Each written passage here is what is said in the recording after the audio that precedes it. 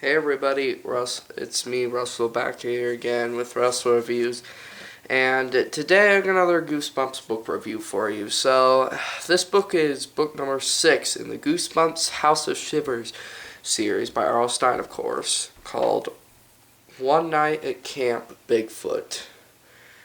So this is book 6 in Stine's Goosebumps House of Shivers series. It's his newest Goosebumps middle grade book series so far that's been coming out. There's actually a new book that came out, I think it's coming out on August 4th this year in 2026, called What We Do at Night. That's book 7 in the series. Now, I may get that one, I may not. I've been just kind of interested in that book, but most of all, I've been most interested in this book. So, let's talk about it with, again, of course, no spoilers. So, first, before I jump right in, my apologies that my camera's moving around again and all that weird crap. It just really pisses me off, and I'm really sorry about that. It just happens one day, it doesn't happen another day. It's just so stupid. But yeah, just to let you know on that, sorry about that if that's going to be distracting, but One Night at Camp Bigfoot. I did not like this book pretty much. It just wasn't a great book for me, unfortunately, considering that it's one of R.L. Stine's newest, if not, I think it's his newest Goosebumps camp book to come out so far, and I'm gonna tell you, R.L. Stine's best work gets put into the Goosebumps camp books. I've only read 2 of them in the original series so far, and that's Welcome to Camp Nightmare and The Horror at Camp Jelly Jam. Both of those were really good, especially The Horror at Camp Jelly Jam, of course, because if you've been following along on my channel, you'll know that that book is currently my #1 most favorite all-time Goosebumps book of all time. This book, no, unfortunately not. This book is probably my second most least favorite R.L. Stine Goosebumps camp book, in my personal opinion. Out of them all, it's very boring, especially the first half. I may have mentioned that before, but the first half sucks so much. It's just the first half wasn't even going on at this camp. It was just doing other stuff. It was just so frustrating. So without more further ado, I'm going to go ahead and just get the rest of this book review video out of the way, because I just did not like this book. It's a House of Shivers book. This book is, the very first House of Shivers series book that I've ever read in the series, and it didn't do it for me. So, main premise of this book, basically you have 2 siblings, Harper and DJ. I think Harper's the girl, DJ is the boy, the brother, the younger brother. And then both of them are basically wanting to go to a camp one summer, taking place in this summer in this book. They just want to go to camp, and I can't remember what type of camp they want to go to, but they just want to go to, maybe it was a nature camp or something like that, I can't remember. So they want to go to camp, and then their parents find a camp that they think is reasonably okay enough for them. It has one of the most silliest camp names, if not the most #1 silliest camp name for a nature camp, or whatever the name of this camp, or what, I cannot talk today. What kind of camp this book, what kind of camp the camp is in this book, so I can just not talk today. But the camp in this book, the camp name of the camp in this book that the siblings' parents wanted them to go to is called Camp Woo Woo. I mean, I'm not joking. If you've read this book, you will know exactly what I mean. That it is called Camp Woo Woo. I mean, that was just so funny and so silly for a camp name. So, I mean, that actually kind of felt like it was pretty lazily written, in my opinion, by R.L. Stine. Like, he could have came up with, like, a much better camp name than Woo Woo. Like, I don't know, it rhymes with poo poo, so maybe that's what he got the idea of Woo Woo from, but it was too much of a silly camp name for me. And then Harper and DJ, unfortunately, do not want to go to that camp. They don't want anything to do with it because I think it was mostly because of the name and some other things. I don't think it had everything in it that they wanted to have in it. Might have been. I don't remember. I haven't read this book in so long. So, yeah, the first half of the book basically spends, like, family gossip of, like, oh, no, you're going to this camp. And then the siblings go, no, we're not. You can't make us. And then the rest is like driving around in that first half of the book, just like driving around to try to find the camp. And unfortunately, the camp, luckily to the siblings, is closed. I don't remember why it was closed. It might have been because too much bears roaming around the area, I think. And that's why it was shut down or closed down or something like that.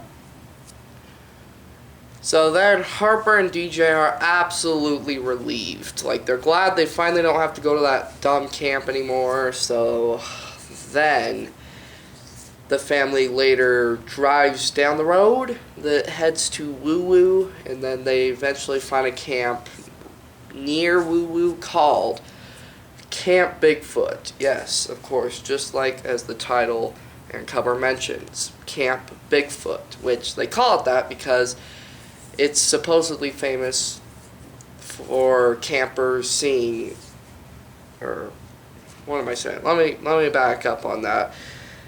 This camp has been given its name because of all the supposedly Bigfoot sightings that campers and counselors have seen over the years at this camp. At least that's what they think they've been seeing as Bigfoot, supposedly enough, but yeah, that's why it's been given its name. I thought that was a very interesting topic. Yeah, topic at first was Bigfoot, the actual Bigfoot creature. Now, to my knowledge, I don't think R.L. Stine has ever written another Goosebumps Bigfoot book. I mean, I know he's written tons of other monster-themed Goosebumps books, but not one that features Bigfoot. So that was pretty interesting. That one made this one... Well, the concept of Bigfoot made this book, in my opinion, pretty special to me because, you know, I love Bigfoot, even though I believe that Bigfoot is not real, even though all the supposed sightings that have been, you know, seen, whatever. But, yeah, the cover art, I think I've heard before that the cover art, even though it looks very nice, I think it was done by using AI, by a new cover illustrator, Robert Ball. Yeah, that was also pretty interesting.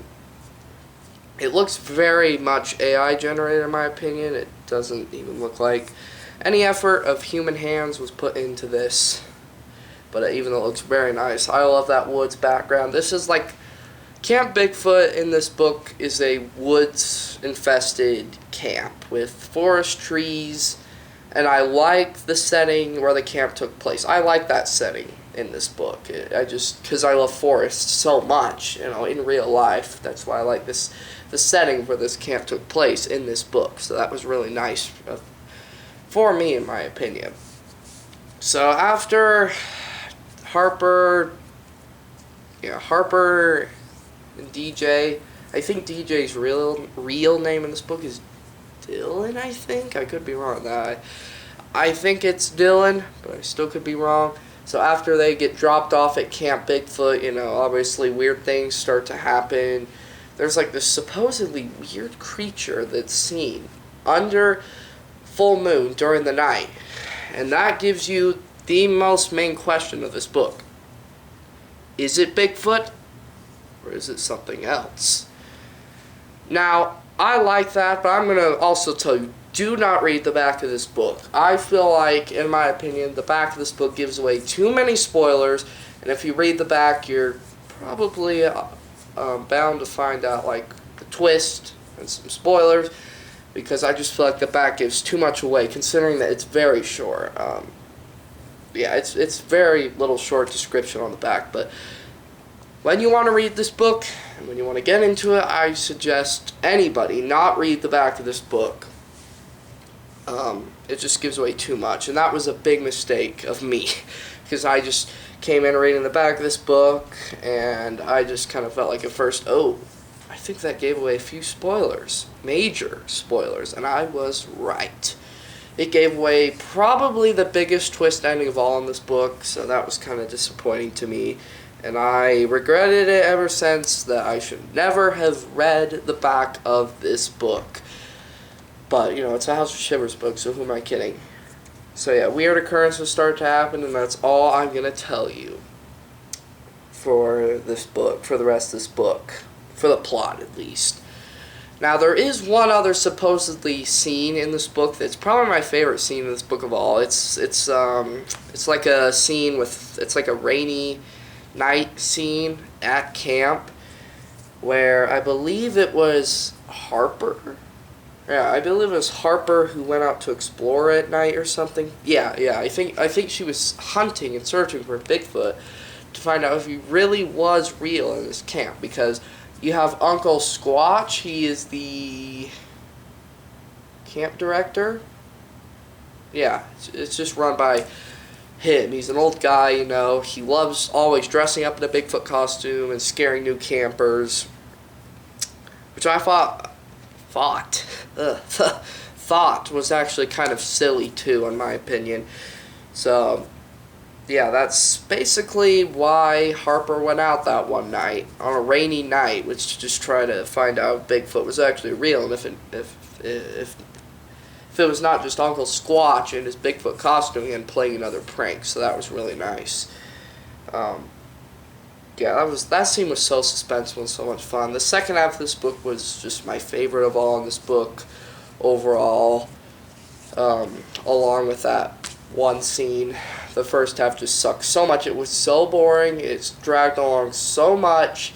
And also, I noticed that all these House of Shivers books have parts, like different parts. Like, you know, I thought, like, you actually really didn't need parts in these House of Shivers series books, in my opinion.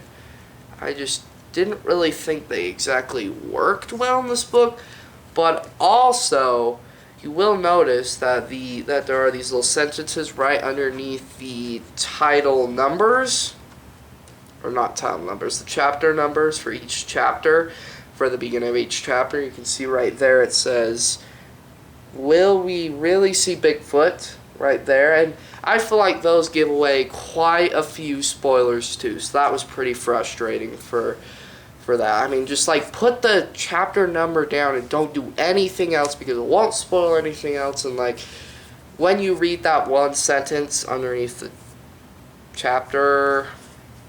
beginning chapter number, like, you know what's going to happen in that chapter, so it's not really a surprise. So I think that's also what kind of made things a bit frustrating for me too in this book, unfortunately enough. But yeah, One Night at Camp Bigfoot. So that's all I have to say about this book for you guys. Did I like it? Yeah, I liked it. Only the second half. The first half sucked so bad. That may sound a little bit harsh, but it was just poorly written, in my opinion, by R.L. Stine himself, the first half. But the second half, I had to give R.L. Stine a lot of credit for the second half. It was just so well done. The twist ending was just kind of predictable. Maybe it was more predictable because I actually read the back of this book by mistake, and I didn't get any warnings to not. But yeah, so that's really all else I have to say about One Night at Camp Bigfoot. If I had to rate this book out of a 5-star basis, I'd probably give it a 2 or 2.5 out of 5 stars. That may not seem like so high, but in my opinion, it's just kind of solid-ish. But yeah, anyways, guys, that wraps up my book review video today for you guys. So remember, comment down below, subscribe down below, and I'll see you again in my next videos. Take care.